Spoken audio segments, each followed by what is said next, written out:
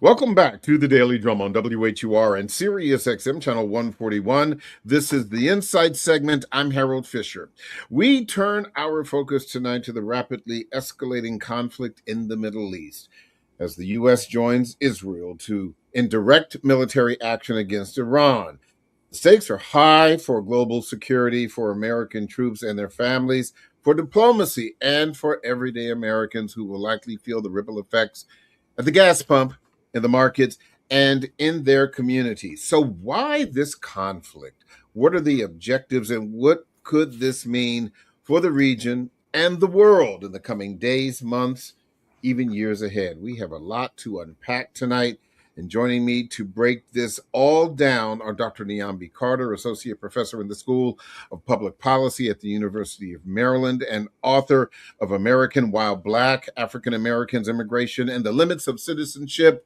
Also, Dr. Clarence Lusane. Dr. Lusane is a full professor of political science and director of the International Affairs Program at Howard University.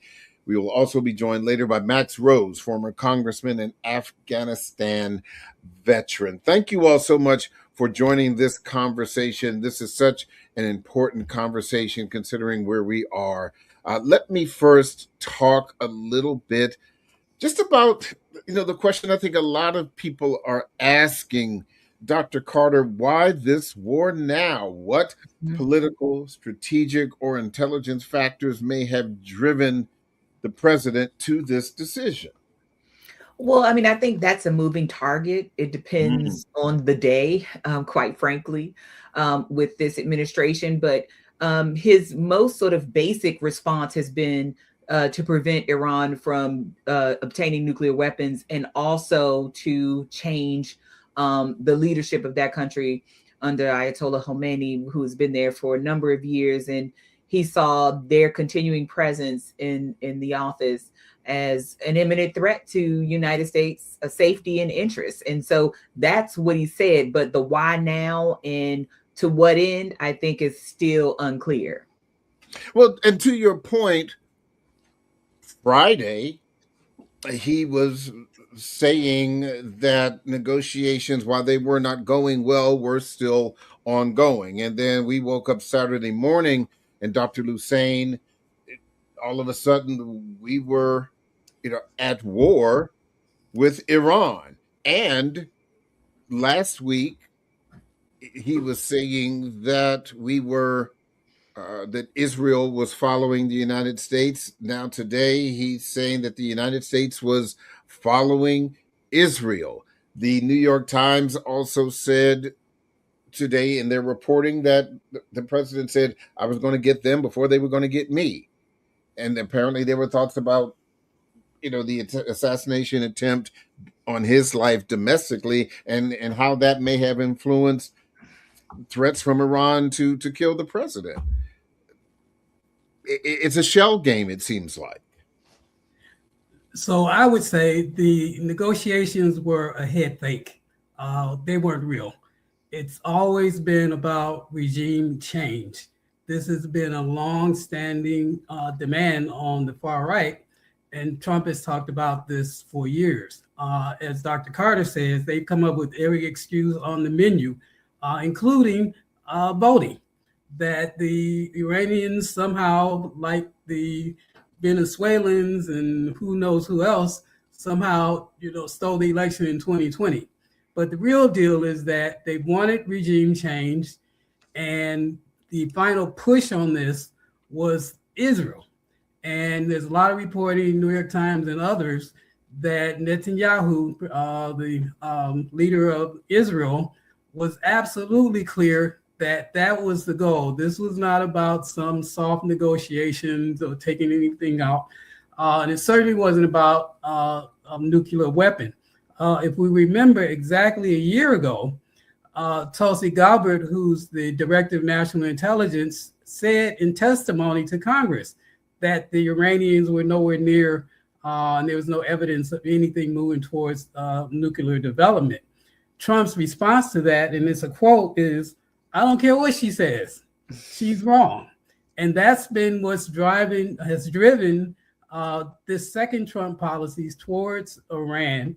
And the thing I would note that's really important is that there was no consultation leading to this, not with the American people. There were no discussions of this is why maybe this should happen, not with Congress, not with US allies, and not with the United Nations, because a serious discussion would have really revealed not only where Iran did not have the capabilities, but also that regime change was not really something that was going to be acceptable by all of these different constituencies.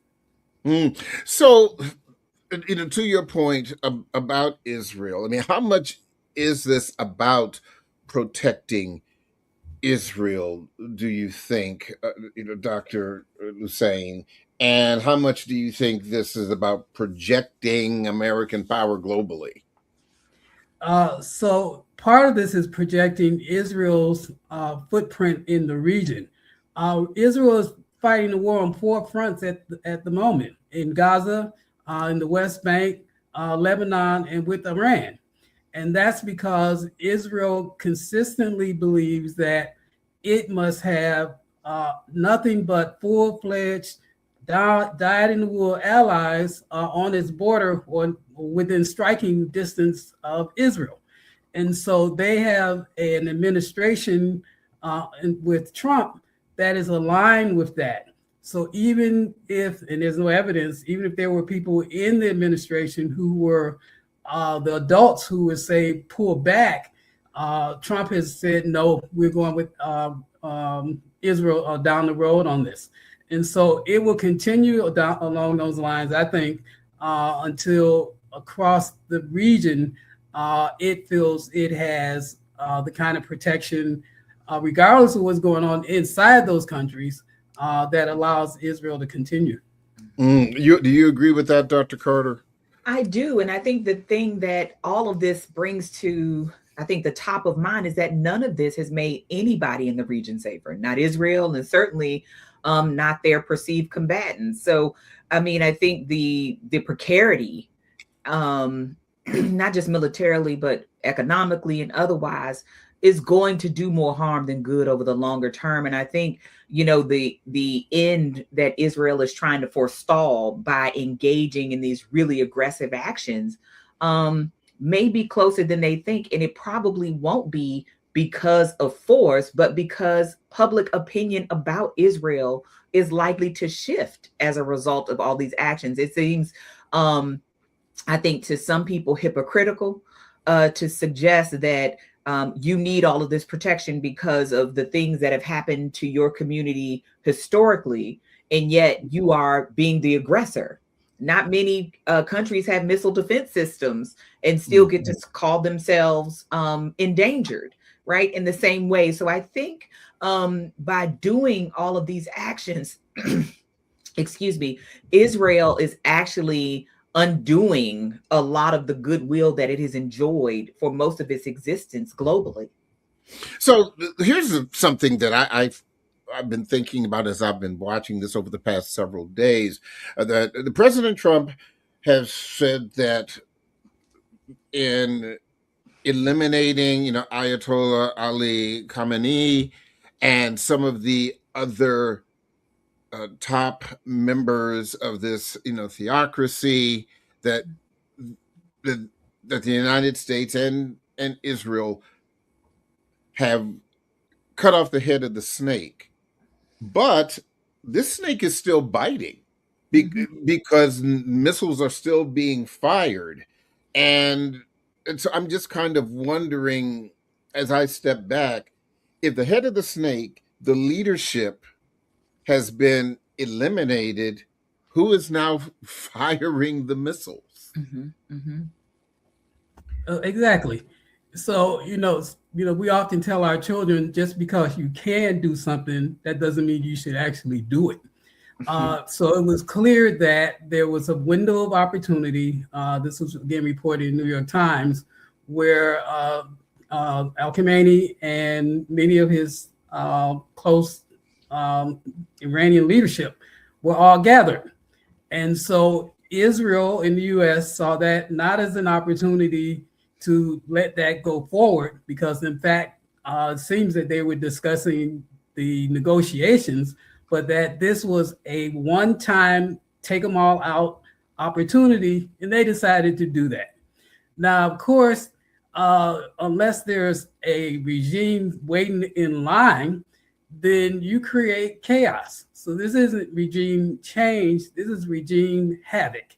And what can be predicted, and many of us who remember the Afghanistan and Iraq wars, that you can see long-term chaos in the region because there is no plan. Trump and Hezek and Rubio have not said a single word about the day after. And what does that mean? Not just in Iran, but for the region and the rest of the world. And so that's where the kind of impunity that we've seen from this administration since Trump has been back in has long-term ramifications. So the ball falls, in my estimation, to there has to be some constraints. There has to be a balance. The separation of powers really should be there. And we haven't seen that. And again, unless there's a constraint, we will see more of this kind of behavior. Mm-hmm. But, Dr. Carter, are we... The president said over the weekend that he was urging the Iranian people to rise up and take over their government. Certainly, this also in the wake of those tens of thousands, according to the reporting, of Iranian protesters who were killed back in January. Okay, let us assume that 40 or 50,000 people were actually killed by this regime, and that the head of the snake has been eliminated. Is this, who's in charge of the country? Is this the Revolutionary Guard? Because forgive me for my ignorance in knowledge about this, but if the leadership has been eliminated, why not stop and wait and see what happens next? Let's have a ceasefire. We've had this action, but the president put on Truth Social just this morning that Iran wants to negotiate, but it's too late. Yeah, I mean, I think this is the chaos that Dr. Hussein was talking about, because from most reports, it suggests that Ayatollah Khomeini may be gone, but they have created these sort of overlapping hierarchies of power, which is why bombs are still being launched, etc. And two things can be true at the same time. The Iranian people may have been tired of the Ayatollah, but also don't want bombs dropped on their children, right? And there has been no evidence that this is an effective way to achieve regime change or to even spur revolution. It is a great way to create a power vacuum and to continue unrest, right? So all of the peace that you were trying to bring, all of the alleged diplomatic relations that you've been trying to establish, I mean, may not be seen for decades, because we know when we create vacuums of power, it is a free-for-all for whoever comes in there, whether that's the military, whether it's another party. It just does not lead to, we bomb it today and then we have peace tomorrow. That's not how this works. And I think this is why so many have been critical, not because people necessarily are sympathetic to Iran or how that government was functioning, but because this was sloppily done and there doesn't seem to be any forethought for how we move forward. And if you have experts, which we have plenty of on the region, on this country, and on conflict in that area, they would have told you air power alone is not going to affect the kind of change that the Trump administration alleges it wants to see, and that the Israeli government certainly says is required for its safety. Yeah, so many moving pieces here, and there are some other quiet parts that are being spoken out loud. When we come back after the break, I want to talk about oil. I want to talk about the Epstein files, and even the midterm elections, whether or not this attack on Iran has anything to do with that. Stay with us. The Daily Drum will continue via podcast. The Daily Drum can be seen rather via podcast on WHUR.com. It's posted on our website after 7 o'clock tonight. Also, the original Quiet Storm with Raheem Devon is coming up next on WHUR-FM. This conversation continues on Sirius XM channel 141 in just a few seconds.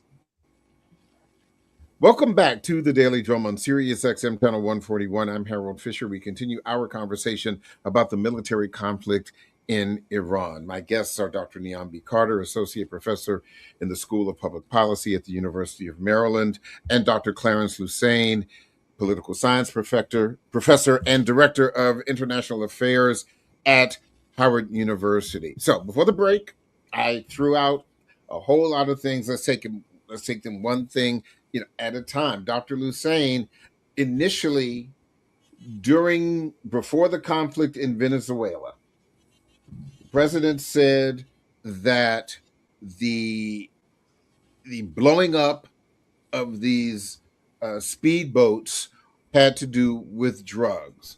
After President Maduro was kidnapped and brought to the United States from Venezuela, the president didn't talk about drugs anymore. He was talking about oil. Just yesterday, the president also talked about oil in Iran. We heard about this decades ago with Iraq about oil. So is the president just saying the quiet part out loud? He is. And Paul Krugman, who's Nobel Prize winning economist, did a really good Substack piece where he detailed the kind of disruption that this is going to have, and that there's no way that Trump will be able to stop it.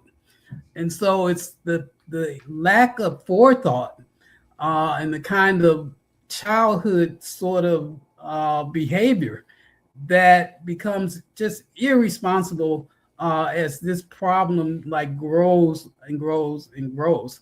And so there's already been disruption of oil. And in that region, we're talking 20-30% of the world's oil comes through, if not higher.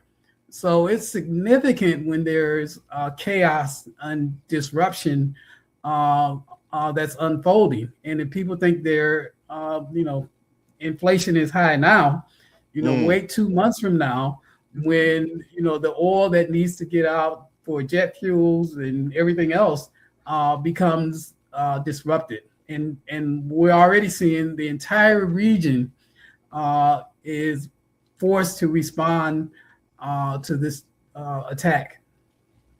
And what do you think about the oil issue, Dr. Carter? Well, I mean, look, that Strait of Hormuz that they share, that Iran shares with Oman, I mean, this is a choke point. I mean, it's one of the pieces of critical leverage that they have. And I'm sure they're going to use it. They're going to exercise it. And so we can expect gas prices to go up. We can expect allies like Oman that have largely been out of the fray. I mean, they've maintained friendly relationships all through the region and across the world because Oman has real investments in oil. And so I think they're going to have to pick up a heavier burden in these negotiations to keep the economy of that region moving, even in the midst of this unrest. But I mean, it's going to be a really delicate position, but we're going to feel, I think, the hurt globally before this all gets resolved. So I think everybody should probably just prepare to experience more precarity at the gas pumps.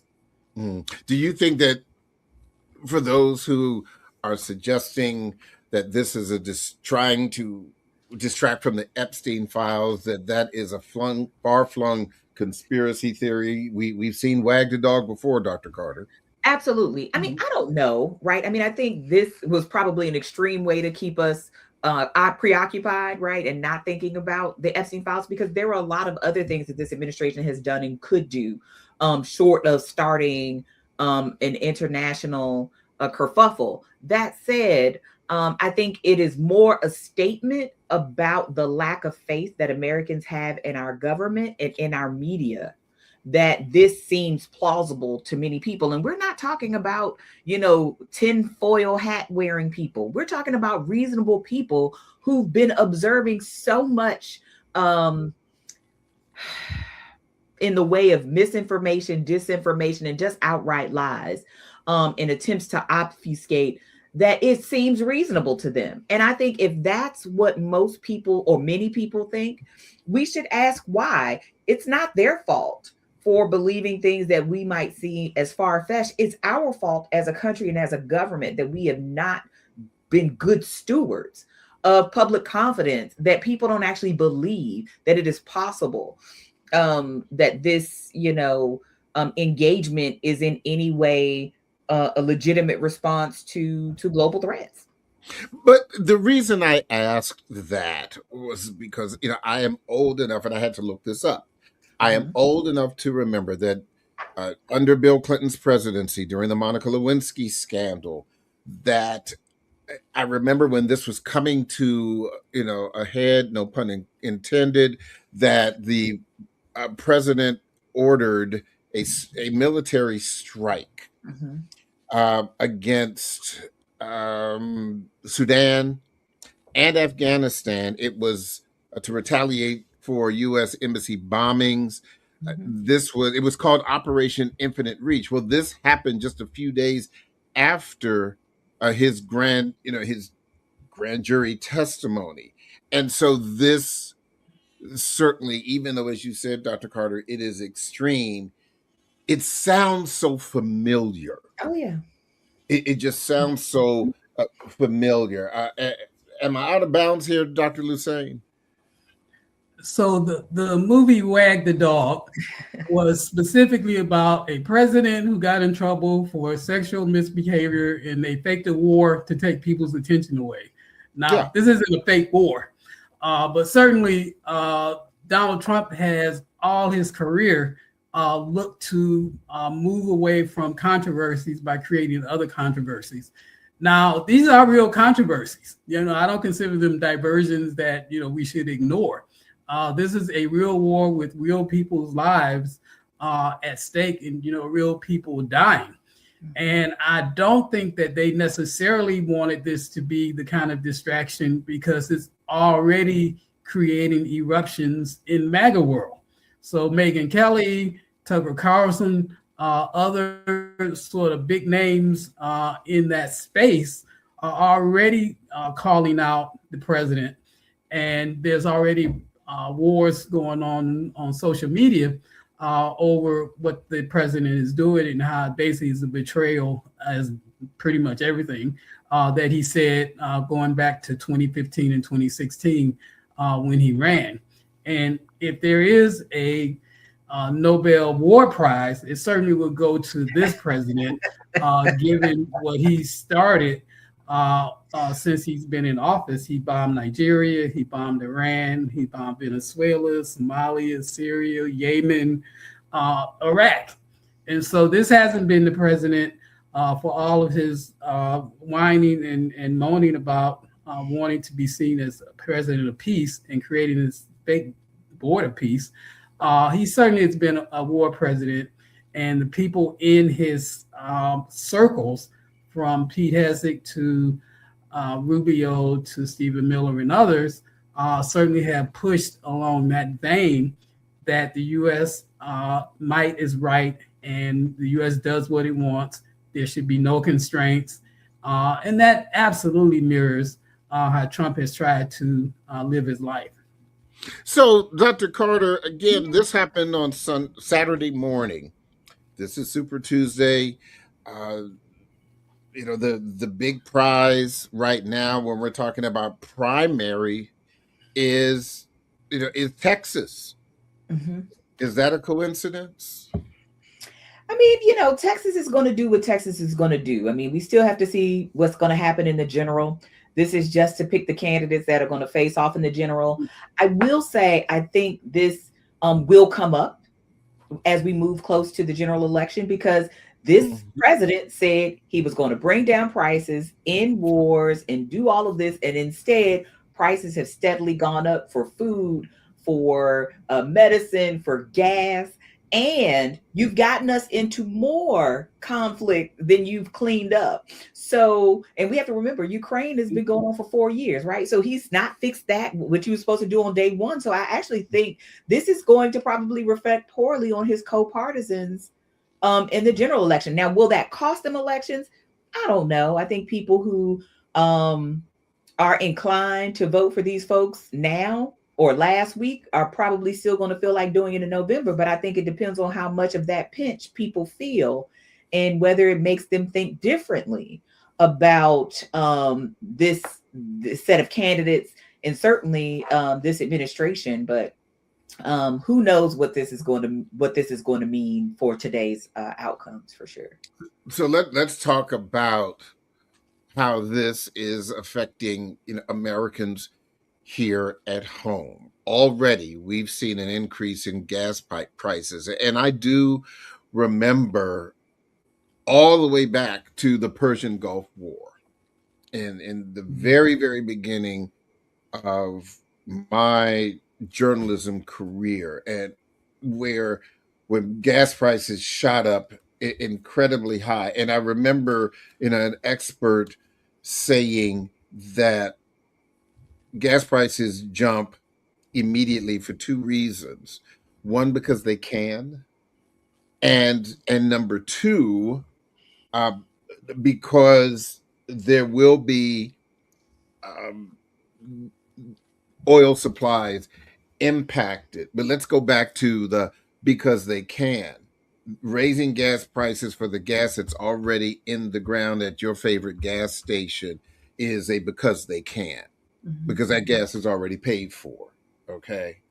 And whether it's up 5 cents or 10 cents or 20 cents. So, that is a non-debatable debatable.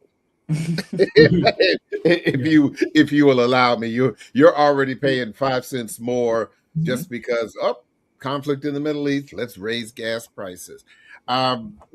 Anybody fill up yesterday? I did. Yeah. I really did. Oh yeah. I mean, I I'm a Costco shopper, so it was a little bit better. Yeah.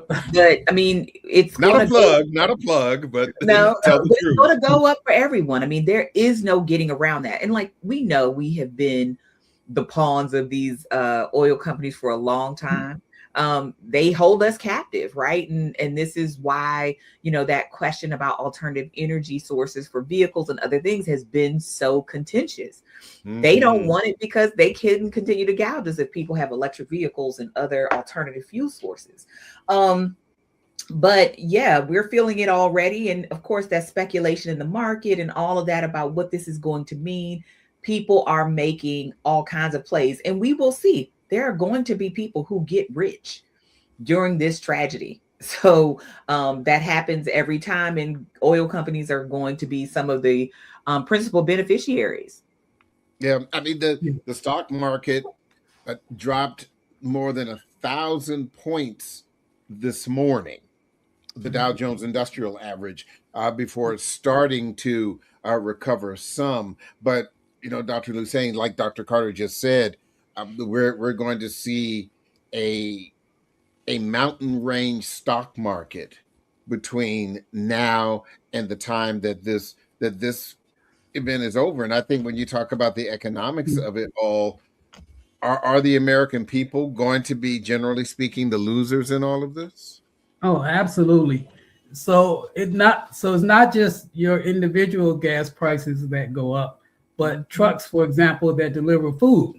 Those trucks have to pay more for gas. So all this gets passed on to consumers. And so that's where people will really feel it.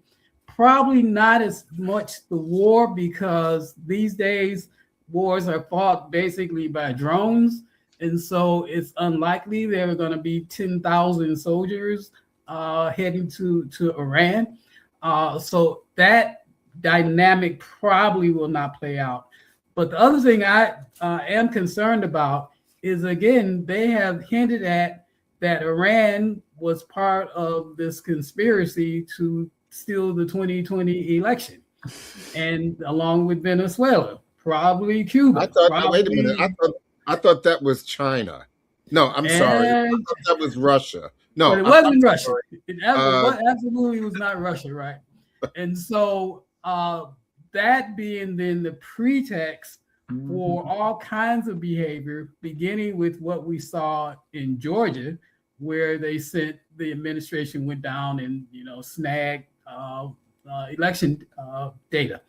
And so we should be very concerned because Trump is very aware and has repeatedly said, if the Democrats take over, he will be impeached. That's a truth that you can bet on. And so he knows exactly the time frame that he has where he can pretty much run rampant without any congressional accountability. The Democrats will, even if they win the Senate, they won't have the vote to remove him from office. But what they will be able to do, in addition to impeachment, is to have investigations. And once they begin to look into most corrupt presidency in American history, then all kinds of obstacles start to unfold. So the elections in November are really kind of an existential threat, I think, at least perceived by Trump and people around him. So we can expect, they may not succeed, but we can expect they will take extreme measures to try to ward off losing in the fall. But Dr. Lucene, you said something about not expecting to see 10,000 American troops, but the president has not ruled out boots on the ground, number one. True. And let us assume, for the sake of this conversation, that American troops are on the ground. What would be the objective?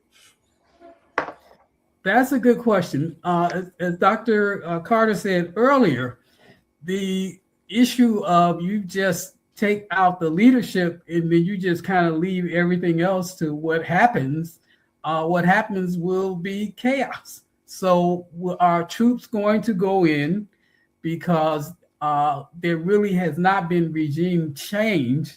And I do think the Iranian Revolutionary Guard is pretty much running the show, at least hour to hour. Do you go in and try to take them out with troops? So all of this is, again, up in the air. And the fact that the three of us are discussing what will happen is because nobody knows what will happen, because there clearly has not been planning on the part of the administration and Israel about what happens next. Dr. Carter, again, I always ask you to look into the Dr. Neon B. Carter crystal ball. How long is this going to last? The president said 4 to 5 weeks, or could be longer. And if it does last longer, what impact might that have politically for the president? Well, look, I think going into midterm season, they don't want this to keep kind of going on and on and on. But I mean, we can't trust anything that this administration says. Everything is going to happen quick, lickety split. It's going, and things like this shouldn't happen quickly, right? There should be some time, some planning, and some thought. I mean, I think none of it should have happened at all. But since we're here, we need to be as responsible as we can be. But this is not a president who is a you break it, you bought it kind of guy. I don't think that this is going to be a few weeks. I think we are going to be in this for some months, and people should be prepared for longer. Dr. Lucene, before we came on, you and I were talking about Americans who are traveling in the region, who are trying to get home, and you have some friends and colleagues who are trying to get out and get home. What in your communications with them, what have they said to you? Well, the thing that most stands out is that they have not heard from the U.S. government. And there's been no sort of, we're coming to save you, we're coming to, help you. The UK, for example, has already started sending planes over to try to provide opportunities for UK citizens to get out. But we haven't seen that yet from the US. There's some people who are traveling there who want to get out. There are others who are there for various purposes. So they don't necessarily want to leave, but they also want to feel protected, and that if they do need to leave, that there's a plan, and that doesn't exist. And so, it's a precarious, very dangerous situation for a number of people who simply just were doing their regular day-to-day life, and not even in Iran. They're in Dubai, they're in Doha, they're in a number of countries that are adjacent, but because the region is now on fire, they are trying to figure out, how they're going to make it. And then I think when Trump says 4 to 5 weeks, he's not talking about 4 to 5 weeks where there will be peace and joy and democracy. What he's saying is, and at a certain point, I'm going to declare victory, whatever the situation is, and then I'll just move on. But there is no 4 or 5 week window of suddenly on March 19th or April 28th, the world is going to be very different in Iran. It's going to be worse and worse. And as Dr. Carter says, we're talking months, if not years, of recovery, even if everything goes right. And so this is about declaring victory, using that in the midterm elections, and basically helping people don't read the papers and watch the news. Yeah. Speaking of reading the papers, there's a poll that was in the Washington Post this morning on this conflict, and they were asking a large series of questions. And Dr. Carter, one of the things that really struck me was how many people said yes to the issue of not my problem. Mm-hmm. And as when I think about, Black Americans who are looking at this 3 or 4 days in now, outside of the fact that your son or your daughter or your husband or your wife may be over there in military uniform, let's throw out that part. Mm-hmm. Let's just, because that's the easy reason for us to care. Mm-hmm. But outside of the risk to our military, why should we care about this? Well, one, I think Black people have been anti-war in sentiment for the most part, even despite our overrepresentation in the armed forces. So I think that's part of it. But I think the other thing is our solidarity and our feelings for oppressed people. We have seen the havoc that U.S. militarism has wreaked around the world. Iran will be no different. The United States has shown itself not to be good stewards when it comes to spreading democracy around the world. I mean, shoot, we are not even good stewards of democracy in America. I mean, Black people are going to feel that this election cycle and for many to come because of actions that our government has taken and is trying to actively take. And I think the sort of intersection of identities, I mean, there are Black Iranians, but there are just Iranian people that we interact with online, and we see them and we see the violence that these communities have to take on. And it's not the same as the violence we experience in our community, but the sense that our communities don't belong to us, that we have these forces that come from without, wreak havoc, create chaos, hurt people, kill people, jail people, detain people, humiliate people, denigrate people. That is a human rights concern that I think Black people understand all too well. And even if we're not framing it in the language of international human rights, that's why we should care. And if they'll do it in Iran, they'll do it in Compton. They'll do it in Petworth. They'll do it in Anacostia. And then I don't mean to be hyperbolic, like they'll drop bombs. I mean, but we did drop a bomb in Philadelphia, but that's beside the point. That show, right? Right, another show, right? But I mean, but I am saying that level, that lack of care right, for people that we don't see as important is something that Black people understand very well. And that's why we should care. And I think, to your point, as we have seen protests here in the DMV of Iranian Americans who may be your next door neighbor. They may live in your neighborhood, and you may have, in seeing them in weeks, months, years past, and they wave, you wave, how you doing? But you never really got a chance to know them, and now all of a sudden you see them out in the street, celebrating, demonstrating, what have you. Yes, it would give you pause. And let us not forget, as we know, one of the largest population of Middle Eastern Americans, and particularly Iranians, is in Michigan, in Detroit. And many of them, of course, arrived here after the Shah of Iran was deposed in 1979. And so you're right. I think that is something for us to consider, to give us a much broader perspective of this. If for no other reason, we must continue to pay attention, which is why we are having this conversation. I am out of time. Dr. Clarence Hussein, Dr. Neon B. Carter, always a pleasure to have you on. We were unable to connect with Max Rose. Perhaps we will get the former congressman on as this conflict continues. That is the Daily Drum for this Tuesday, March 3rd. I'm Harold Fisher. Good night.